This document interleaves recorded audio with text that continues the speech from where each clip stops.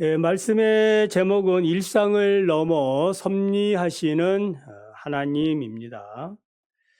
이스라엘 백성들은 하나님의 신정 통치를 거부하고 모든 나라와 같이 우리에게 왕을 세워 주십시오라고 요구하지요.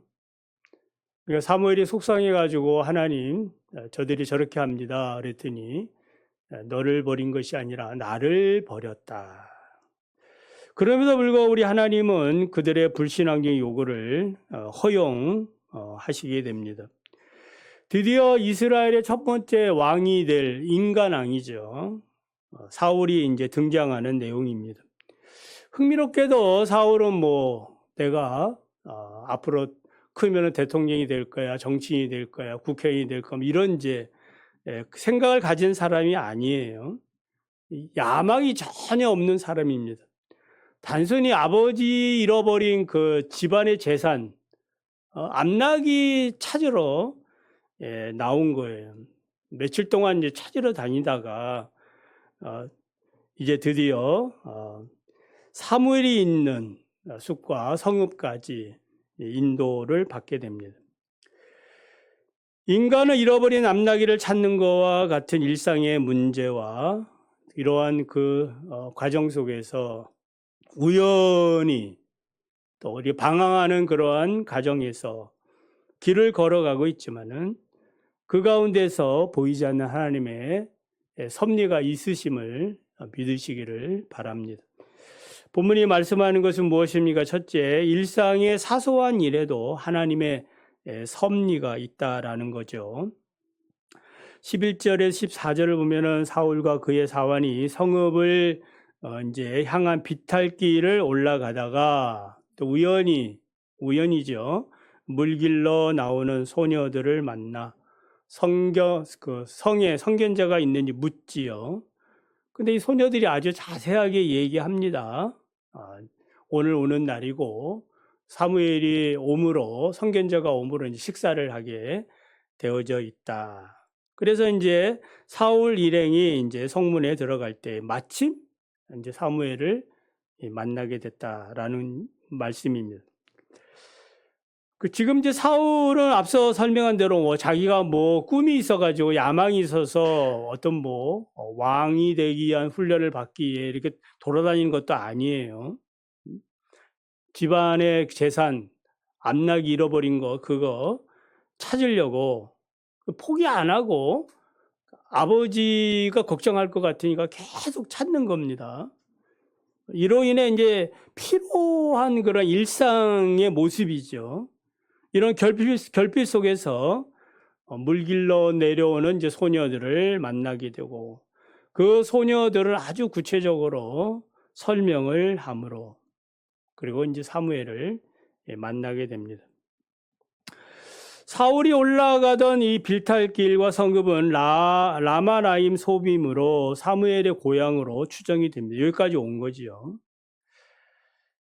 자, 그래서 이 소녀들의 만남을 통하여 이제 친절한 이런 대화를 넘어서서 사울의 발걸음을 인도하시는 그런 하나님의 정확한 그 섭리를 우리가 보게 됩니다.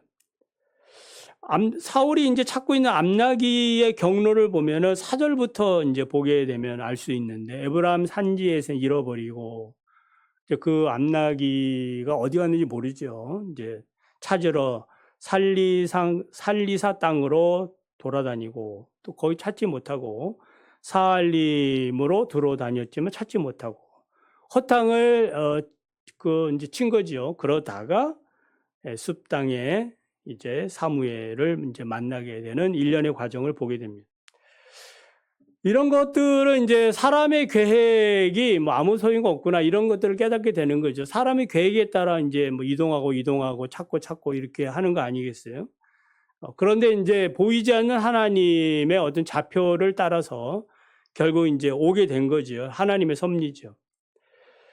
그래서 사울의 입장에서는 잃어버린 암낙이 3마리에 관심이 있었지만 하나님의 관심은 어디에 있는 거예요? 이스라엘 민족의 초대 왕을 세우는 일, 거대한 그런 계획 속에 있는 거예요. 로마서 8장 28절 잘 아시죠? 우리가 알거니와 하나님을 사랑하는 자와 그의 뜻대로 부르심을 입은 자들에게는 모든 것이 합력해서 선을 이루시느니라. 그러니까 하나님께서 우리 일상에 있는 모든 일들을 넘어서 섭리하시는 주권적인 그런 능력을 보여줍니다. 그래서 세상 사람들은 뭐 잘된 일을 가지고 뭐라 그래요? 아우, 우연히 된 거 가지고 행운이다, 재수가 좋다, 이렇게 이야기를 합니다. 그러나 믿는 우리 성도들의 관점은 뭐예요? 믿음의 관점은 하나님의 정확한 그런 타이밍, 그러니까 하나님의 섭리적 배치라고 말할 수 있습니다. 그래서 우리가 살면서 당하는 여러 가지 문제들이 있잖아요. 물질, 자녀, 건강, 또 장래, 어떤 이런 문제들. 이런 일상의 그 잃어버린 앞나기를 찾아 헤매는 것처럼 이리저리 방황하고 나는 어떻게 해서 무엇을 하고 살까? 여기 여러분이 우리 이제 여기 충신교회 우리가 함께 모인 것도 다 하나님의 섭리인 줄 믿습니다. 그래서 사람에게 있는 이런 결핍의 이 문제, 그래서 사람들은 뭐 인간의 무능이나 또 운의 탓으로 돌리지만은 성경은 뭐라 그래요? 인간의 무능이나 운이 이런 것이 아니라 하나님의 계획에 있다. 하나님의 이 설계도, 우리는 모르지만은 하나님이 우리 각자, 우리 가정, 교회, 여러분의 그 삶의 모든 구석구석까지 하나님의 거대한 구속에 계획이 있는 거예요. 거기에 따라서 이제 이렇게 맞춰지고 있는 거죠. 창세기 37장 15절 17절을 보면은 요셉 이야기 알죠? 요셉이 아버지 심부름으로 요셉아 형들에게 가서 뭐 이렇게 심부름 갔다 와라 이렇게 했는데 그 형이 있던 곳으로 가보니까 없어요. 그때 마침 어떤 사람이 요셉을 본 거죠. 이리저리 형을 찾고 있으니까 요셉을 보고 무엇을 찾느냐 이렇게 물으니까 형들을 찾습니다. 이제 그 사람이 얘기하죠. 내 형들은 이곳을 떠났고 내가 들으니까 그들이 도단으로 간다고 그러더라. 그러니까 그 말을 듣고 요셉이 어디로 가는 거예요? 근데 착하니까 사울처럼 가는 겁니다. 도단까지 가서 어떻게 되는 거예요? 거기서 형들의 시기, 꿈꾸는 자가 온다. 이러면서 형들의 시기로 그 구덩이에 갇혔다가 애굽 상인들, 이스마엘 상인들에게 노예로 팔려가지고 애굽의 노예가 되는 겁니다. 들판에서 이거 어떤 사람을 만나지 않았다면은 어떻게 됐을까요? 그냥 거기 들판에서 사람 만나기 쉽지 않잖아요. 아무도 없는데 만난 거예요. 그 사람의 정보가 틀렸다면 또 어떻게 되겠습니까? 근데 정확해. 형이 거기 있어, 형들이. 내굽으로 노예로 팔리지는 않았을 겁니다. 형들도 아버지한테 요셉이 죽었다라고 거짓말 할 것도 없는 거고. 하여튼 복잡해진 겁니다. 자, 이런 과정은 장차 하나님의 계획이 있는 거죠. 우린 다 알지요. 애굽의 총리가 돼서 훗날 기근으로 죽어가는 그 야곱의 족속을 애굽 고센 땅으로 오게 해서 히브리 민족으로 이렇게 성장시키는 하나님의 그 계획입니다. 누가 이런 하나님의 섭리를 알 수 있겠는가? 그러니까 우리도 사람 쉽게 판단하면 안 됩니다. 잘 몰라요. 룻기 2장 3절에도 그런 얘기 나오죠. 이방 여인 룻이 시어머니 가부, 둘 다 가부 아니에요? 시어머니 복양하기 위하여 낯선 땅에 왔으면은 어머니 가세요 이렇게 할 만한데 자기가 또 사랑하니까 먼저 헌신하는 겁니다. 그래가지고 이삭 죽기를 하러 가다가 우연히 친족 보아스에게 속한 밭에 이르렀다. 그 우연입니까? 우리가 볼 때는 우연이죠. 그러나 하나님의 계획이죠. 룻이 보아스를 만나서 다윗의 이제 할머니가 되는 거 아니겠어요? 이새의 아들이 이제 다윗인데, 그러니까 메시아의 계보를 이어가는 아주 필요한 타이밍이었던 거죠. 그러니까 일상에는 평범한 그런 이삭 죽기 별거 아니죠. 그러나 그 하나 때문에 하나님의 놀라운 구원의 역사를 봅니다. 예수님도 그 야곱 운물에서 사마리아 여자를 만나지 않습니까? 의도적으로 유대인이 사마리아 땅을 지쳐가는데 거기에 의도적으로 갑니다. 왜 갔습니까? 그 시간에 물길로 나오는 한 여인, 하나님을 갈망하는 여인, 그 여인에게 영원한 그 생수를 주기 위해서 예수님이 만나주셨고, 네가 기다리던 메시아가 바로 나다. 그래 구원을 받지 않습니까? 또 사마리아 사람들이 다 구원을 받아요. 하나님의 주권이죠. 따뜻한 봄날 깊은 산속에서 부지런히 날개짓을 하며 꿀을 찾아다니는 이 작은 일벌, 한 마리 많죠. 그 일벌들은 뭐예요? 그냥 꿀 찾아다니는 거죠. 있고 적고 이렇게 다니는데 뭐 하고 있는 거예요? 다니면서 수정시키고 있는 거죠.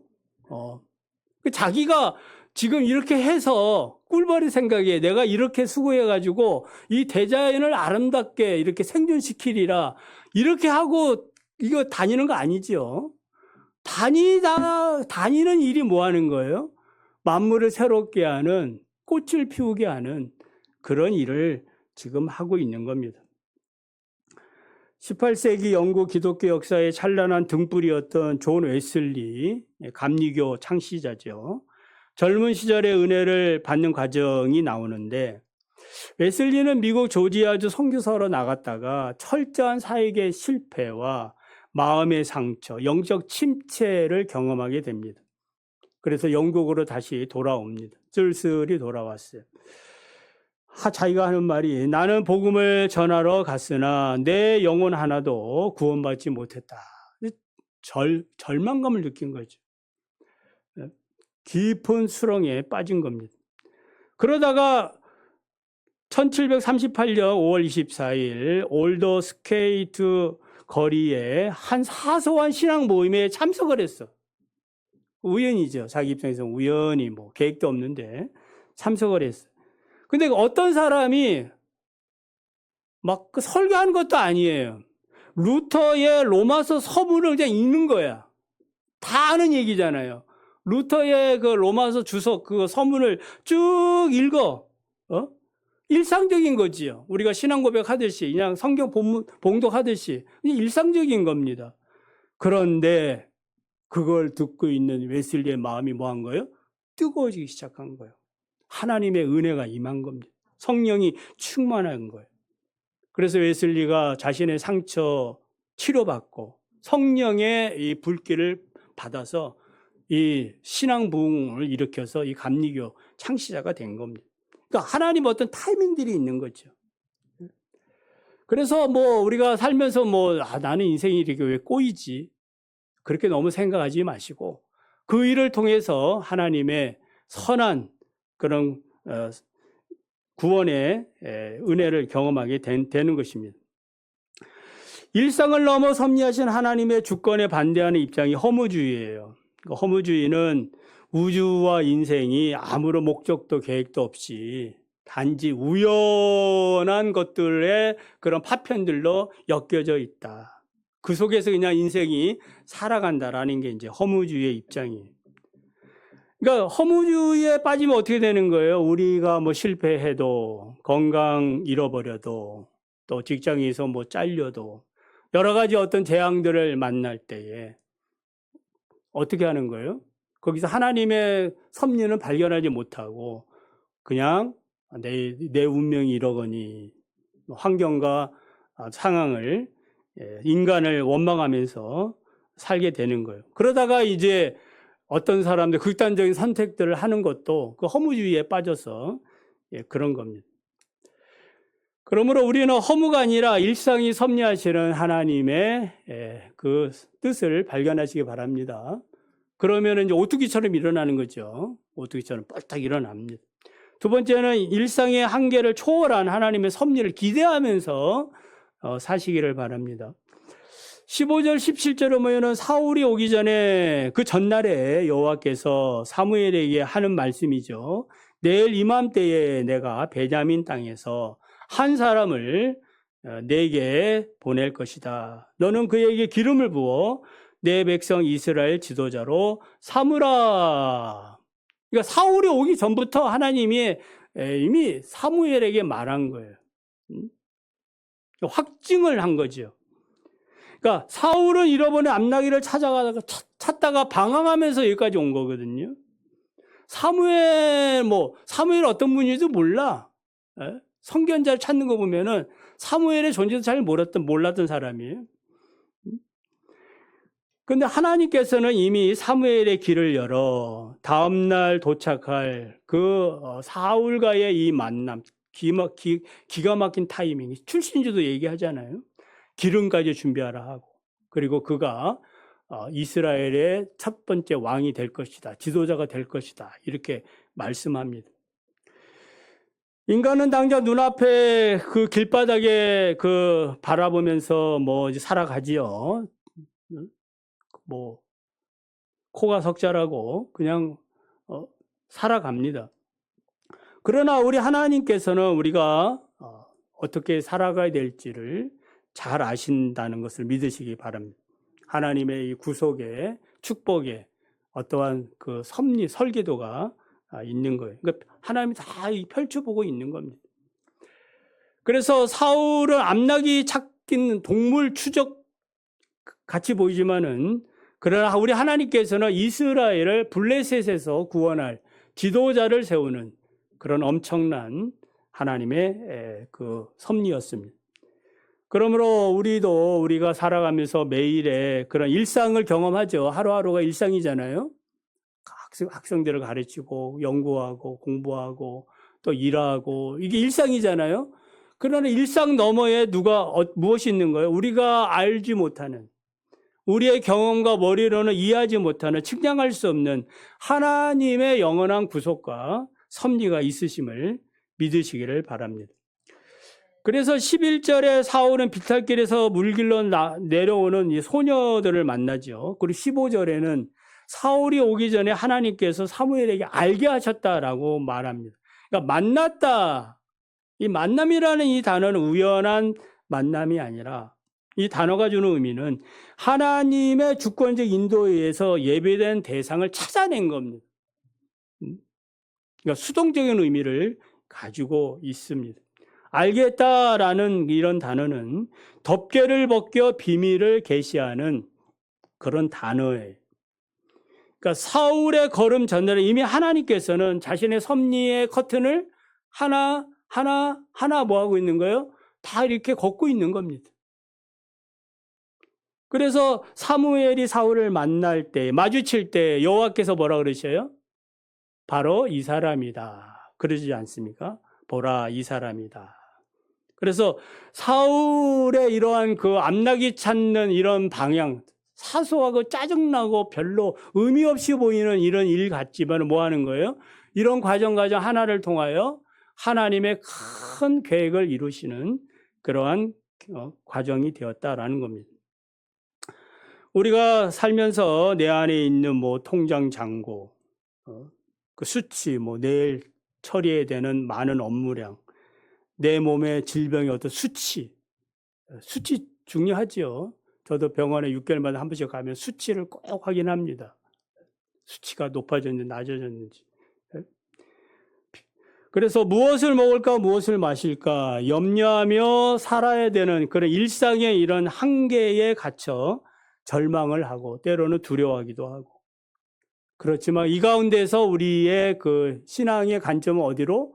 하나님, 우리의 일상을 넘어 계시는 그 하나님의 손길에 우리의 관심이 고정되어야 합니다. 앞에서 그 요셉 이야기 했죠. 그 어떤 사람이 형들이 도단에 있다. 그때 거기 가가지고 요셉은 이제 치명적인 그러한 어려움을 당하지 않습니까? 자, 이제 훗날 이제 요셉이 총리가 된 뒤에 이제 형제들을 만나죠. 상봉하죠. 그때에 요셉이 한 말이 있어요. 창세기 45장 7절 8절을 보면은 하나님이 큰 구원으로 당신들의 생명을 보존하고 당신들의 후손을 세상에 두시려고 나를 당신들보다 먼저 보내셨나이다. 그런즉 나를 이리로 보낸 이는 당신들 우리 형제들이 아니고 하나님이십니다. 하나님이 나를 바로에게 아버지가 되게 하시고 온 집의 주로 삼으시고 애굽의 온 땅의 지도자로 삼으셨습니다. 자, 요셉은 형들의 사악한 시기심과 노예로 팔려간 자신의 끔찍한 비극 뒤에는 무엇이 있었다는 걸 깨달은 거예요. 하나님의 놀라운 섭리가 있었다. 이걸 이제 고백하고 있는 거예요. 그래서 당신을 구원하시려고 하나님이 나를 먼저 이곳에 보냈다라고 고백하게 됩니다. 이사야 45장 1절 4절을 보면 여호와께서 그의 기름 부음 받은 자 고레스에게 하는 말씀이 나오죠. 그 바사왕 고레스가 태어나기 전부터 하나님께서는 고레스의 이름을 딱 지명하시고 그의 이름을 부르지요. 선지자를 통하여 예언을 하는 겁니다. 내가 그의 오른손을 붙들고 그 앞에 열국을 항복하게 하고 그를 통하여 바벨론에 붙잡혔던 나의 택한 나의 백성들을 이제 돌아오게 하겠다. 이 미리 그냥 하나님이 고레스 태어나기도 전에 그냥 하나님이 말씀한 거예요. 그러니까 이걸 되어질 때 하나님이 하셨구나라는 것을 믿는 거 아니겠습니까? 지나간 걸 누가 못 맞춰요? 맞추는 것도 아니죠. 16세기 종교개혁의 이대한 보루이자 제네바의 목회자였던 칼빈 이야기인데요. 칼빈이 제네바에 이렇게 오게 된 것은 뭐 그가 종교개혁하려고 온 건 아니에요. 그냥 학자니까 뭐해요? 성경을 조용한 곳에서 연구하려고 그렇게 온 겁니다. 거기에 머물 생각 없습니다. 그래 좀 더 하나님의 말씀을 좀 더 깊이 공부해보자 왔는데 그래서 그러던 중에 전쟁이 생겨가지고 스타라스부르로 가던 중에 길이 막혀가지고 그냥 여기서 이제 우연히 막혀 있는 거예요. 근데 그날 밤에 그 지역의 개혁자 기욤 파렐이 칼빈을 찾아와가지고 칼빈이 왔다니까 와서 하는 말이 뭐냐면 당신이 이 제네바의 개혁을 외면한다면 하나님의 저주가 당신의 학문위에 임할 것이다. 되게 겁나는 말 아니에요? 지금 여러분에게 여러분 열심히 공부하고 하는데 하나님을 멀리 떠나면 당신이 공부하는 게 그게 저주가 돼. 듣기만 해도 기분 안 좋죠. 여러분이 성공한 거지 저주가 된다 얘기하면 좋겠습니까? 이게 이제 칼빈이 하나님의 음성으로 들은 거죠. 그래가지고 이 사자처럼 사납게 그런 이제 붙잡자 칼빈은 자신의 계획은 다 이제 무산이 되어지고 그래서 하나님은 이 제네바를 통하여 이제 종교개혁의 어떤 그 중요한 도시로 삼게 되는 것입니다. 이제 훗날 이제 칼빈이 또 책도 유명한 책 저술하죠. 그 책 이름이 뭔지 아세요? 기독교 강요입니다. 또 하나님이 다 축복해 주십니다. 말씀을 맺습니다. 현실의 어그러짐과 방황의 빌탈길에서 내 뜻대로 되지 않는다고 조급해하거나 절망하지 않기를 원합니다. 일상의 사소한 일조차 하나님의 주권적인 타이밍 안에 있음을 믿으시기 바랍니다. 그러니까 이 믿음이 있으면 나는 언제나 하나님의 이 테두리 안에 살고 있는 거예요. 그러니까 벗어날 수가 없죠. 벗어나고 싶어도 하나님의 어떤 계획 안에 거기 벗어날 수가 없어요. 그게 믿는 자가 받는 복이에요. 현실적인 결핍에만 내 시선이 고정되거나 빼앗기지 마시기 바랍니다. 무엇을 먹을까 마실까 거기에 자꾸 몰입되면은 인생이 큰 그림 못 보고 행복할 수가 없어요. 감사가 안 나오는 겁니다. 하나님의 마스터 플랜, 나를 향한 하나님의 그 마스터 플랜을 믿으시고 오늘도 감사하고 찬양하며 사시기 바랍니다.